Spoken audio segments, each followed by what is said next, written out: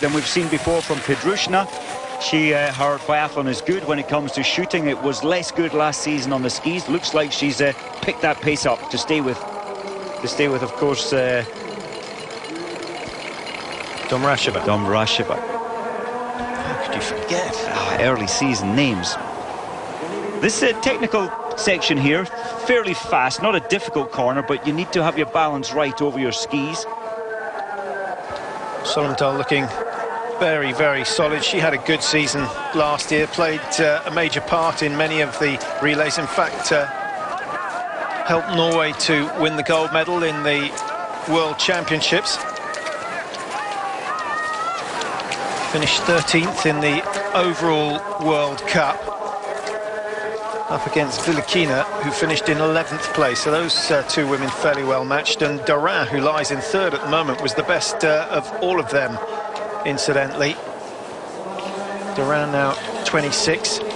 Optimal age for a biathlete, I guess, just like the cross-country, the optimal age is coming down slowly as they learn how to train at a younger age. And I think with all the club structure, certainly in Norway, Sweden, Russia, Germany, they are really starting the programs a little younger. Education with training at the same time. What luxury. So the first shoot of the season for Solomdahl coming up very shortly. She's eased off. She's allowed the Russians with Olga Vilikina just to close the gap a little.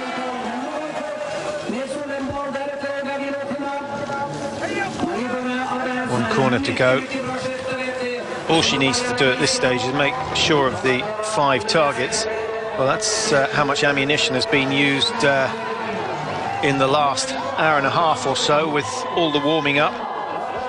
What does a box of ammunition cost nowadays? The ammunition for 100 shots they're using, it's about £22, so 28 euros. It's expensive.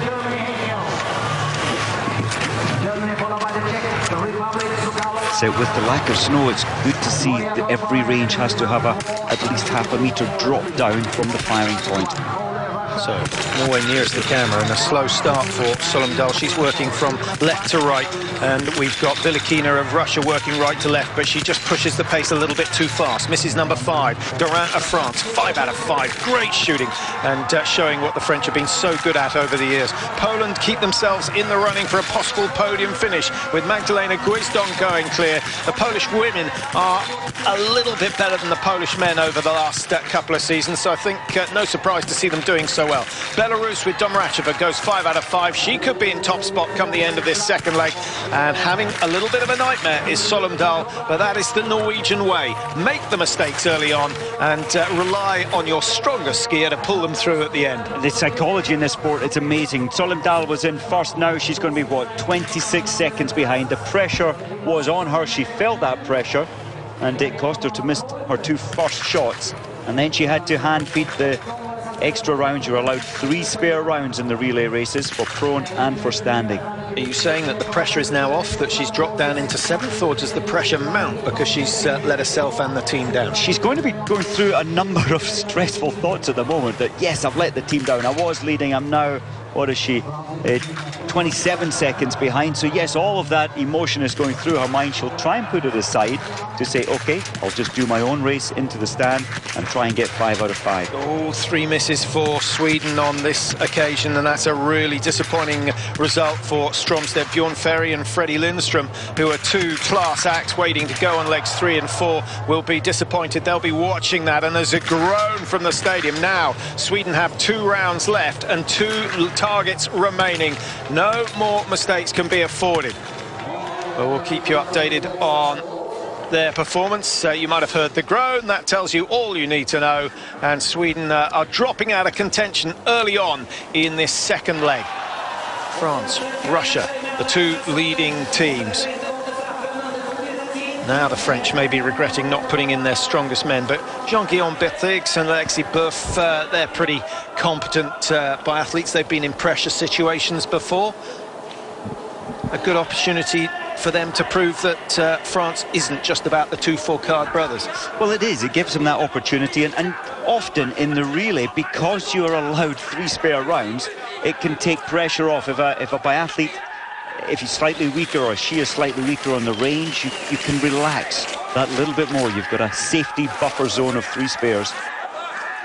Domracheva, remember, 30 seconds behind when she took over at the start. That is now down to 12.5. And she's going well, and she's pretty handy in the standing position, so she'll be fairly confident that she can be in contention come the end of the second leg. Solomdahl, 22.4. She's closing, but having to work hard. Andrea Henkel of Germany. What's happened to Henkel with the shooting? You'd normally expect Henkel to be a lot closer than that.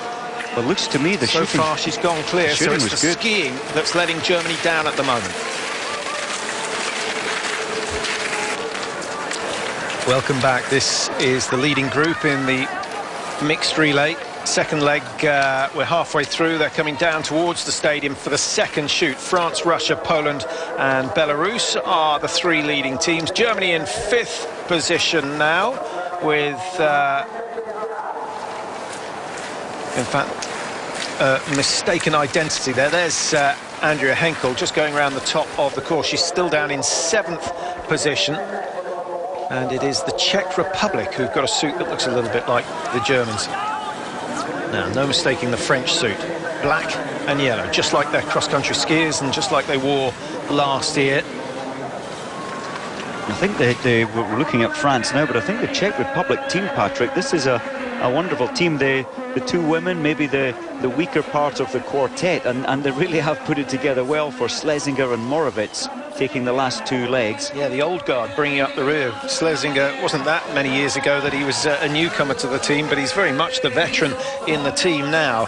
And between himself and Moravec, they've got a massive amount of experience. So they could do what the Slovenians did in the World Championships last year.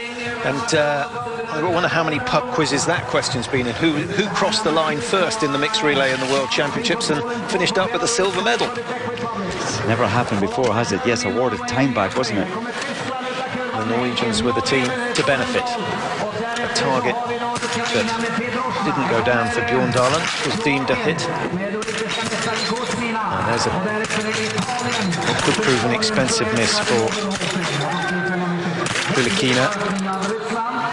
Durant has missed 2. Now that's a rare mistake, and it's a chance for Belarus to come through. Daria Domracheva just taking her time, very, very steady. Oh, she's thrown one wide. That could cost her another 10 seconds or so. Who's going to go clear on this second shoot in the second leg? Will it be Andrea Henkel of Germany? 2 out of 2 so far for Andrea Henkel. 3 out of 3, working from right to left. Throws number 4 wide, so that takes some pressure off the race leaders, Russia. Norway with a better shoot, but they've still got 1 target to clear. And Ukraine are away. Norway now away. Germany gone as well. Poland, how sad was that? Whizzed on in 3rd position onto the shooting mat, but I think she's picked up 2 penalty loops. Tall figure of Kuzmina, the sprint Olympic champion. Finished in 10th in the in the overall World Cup at the end of last season. I think she was a little bit disappointed with that. 22 teams in all.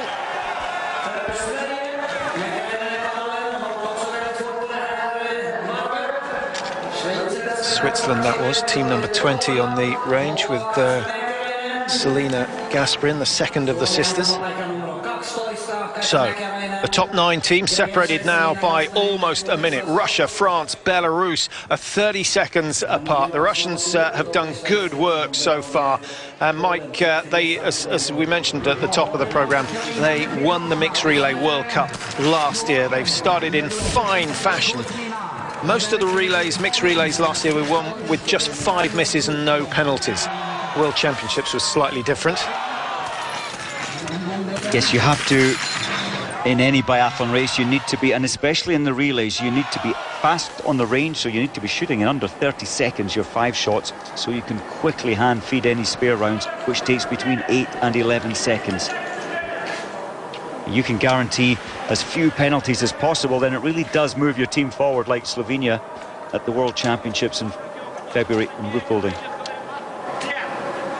Bilikina, who took the bronze medal in the pursuit in the World Championships last year. She had a pretty good championships. Only one medal, but every single result was in the top 10. That sort of consistency managed to put her up into 11th place in the overall World Cup standings at the end of the season. Here's her main rival, Daria Domracheva, pushing hard. She's gone from outside the top 4 into 2nd position and now leads the charge with the chasing group. Right behind her is Marie Durand of France, who missed the first 2 targets on that standing shoot. That proved expensive, 25 seconds behind. Solheim Dahl of Norway had a bad prone shoot, but has come back into it with some good standing in 4th. Petrushna, Sokolova and Andrea Henkel starting to feel the years maybe, Mike. She doesn't look quite as sparky as we're used to seeing. She doesn't. I haven't really heard about her training. Last report was it was going well. She was happy to be up in Finland. But she certainly, to me, looks off the boil there. I know the Germans put a huge amount of base training in early November, so possibly just a little tired from the bulk training. Back towards the stadium for the final time and the second handover. We'll take a quick break. We'll be back with legs 3 and 4. 2 shoots completed on this second leg in the mixed relay, the opening race of the Biathlon World Cup season, and it's a good close race, not perhaps what we were expecting at this stage. Everyone's made small mistakes. The Russians have been cleaner than anyone else, and the Russian women generally shoot very well in the relays. Over the years, Mike, they've been by far and away the best team. I don't know whether that's it's not generally a skill thing, because in the individual World Cups they don't really perform any better than anyone else, but in the relays they seem to have the right mentality. So they hand over, and it's going to be Alexei Volkov who takes the first of the men's legs in this mixed relay. 7.5 kilometers for the men, 6 kilometers only for the women, and they'll be skied in roughly the same time. France have selected Jean-Guillaume Beatrix for the second leg, and he leaves in 2nd place, just ahead of Belarus. A very good run indeed from the Czech Republic. Sokolova handing over to Michael Schlesinger, and Morovitz will be waiting to take the last leg for them. There could be, that would be a very good result. In come Italy. Michaela Ponza took the first leg. Karen Oberhofer there on the sprint into the finish line, and waiting to take over, Christian De Lorenzi. The oldest of the Italians, Lukas Hofer, is a man we're looking forward to seeing how he performs this year. Very quick on the skis, a little bit ragged, a little bit erratic with the shooting. It'll be interesting to see. He lost a little bit of his ski speed last year, Hofer, compared to when he was just a 20-year-old, but his concentration was to hit the targets, which he really did improve on last year. Good work from the Gasparin sisters to keep Switzerland in with a chance of a top 3 or 4. Past the range for the first time for Switzerland.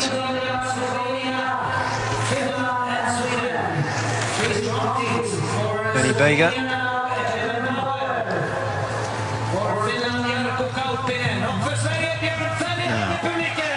That gap has grown by 10 seconds, separating the top 10, but the top 3 have got 10 seconds closer, so just 21 seconds separating first, second and third, and still far too close to call. Remember, each missed target initially costs you between 8 and 12 seconds with the manual reload. If you miss more than 3 at this stage, I think you're going to be out of the race. Mike, a penalty loop, some 21, 22 seconds. It's not just the penalty loop, of course. Prior to that, you've gone through this 3 spare rounds, so if you do make the penalty loop, you really are handicapping yourself by, well, the 23 seconds plus at least another 25 seconds. And in training, how many times would they go on the penalty loop with a relay shoot? Rarely. If ever. It's a different kind of feeling, isn't it? You're racing for your country, it's televised, there's World Cup points, there's money at stake, there's so much at stake, and it changes your thinking. Perhaps more than anything else, there are relay positions and national team places